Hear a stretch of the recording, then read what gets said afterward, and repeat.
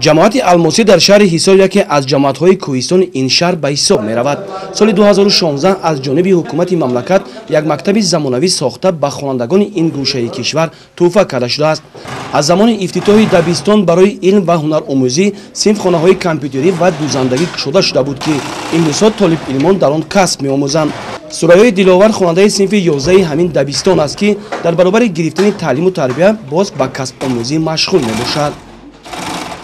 در برابر علم آموختن در کسب دوزندگی هم مشغول هستم.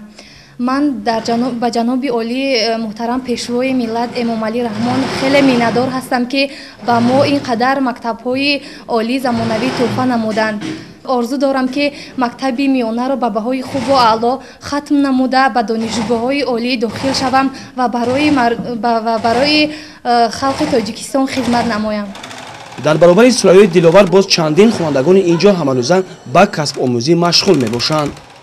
ما در این صنفخانه با دوختن لباس‌های ملی از جمله کرتاهای ملی مشغول هستیم. ما در اینجا در طول یک سال است که کسب می‌آموزیم. ما از معلمه خود نصرالدین و تخمینه بسیار می‌نداری خودمان را از نام کلی دختران بیان می‌نماییم. باید گفت که تشکیل چنین مکانی کسب آموزی با مقصد بهگردانی وضعیت جوانان در جامعه، حل مشکل‌های جدی که بین اهالی دهات به عمل آمده است، مثل بیکاری، موجودیت مهنتی و دست دادن جوانان به هر گونه کارهای ناشایست میباشد.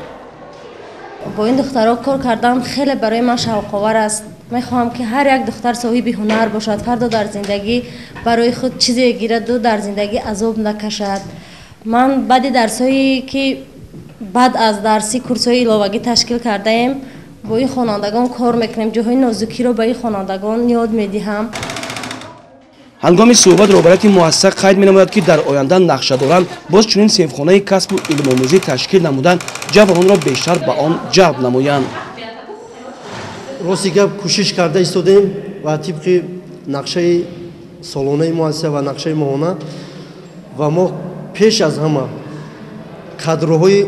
کادرهای آموزگاری را کوشش کردیم که با مؤسسه جاری کنیم و امروز علاقه ما از جهت کادری تنقصی نداریم و در آینده کوشش میکنیم که شاگردان ما در تمام المپیادهایی که هست، چه ناحیوی چه جمهوریوی و حتی در منطقوی و جمهوریوی اشتراک کرده سزاوار افتخارنامه‌های و سزاوار انعام یک مهارت خوبی کسبی قطعی نایل گردند.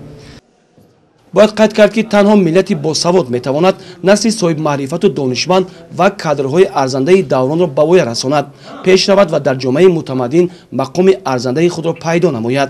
همین است که دستور سپارش‌های حکومت جمهوری تاجیکستان در مؤسسه‌های تعلیمی شهر حصار اجرای خود را یافته است.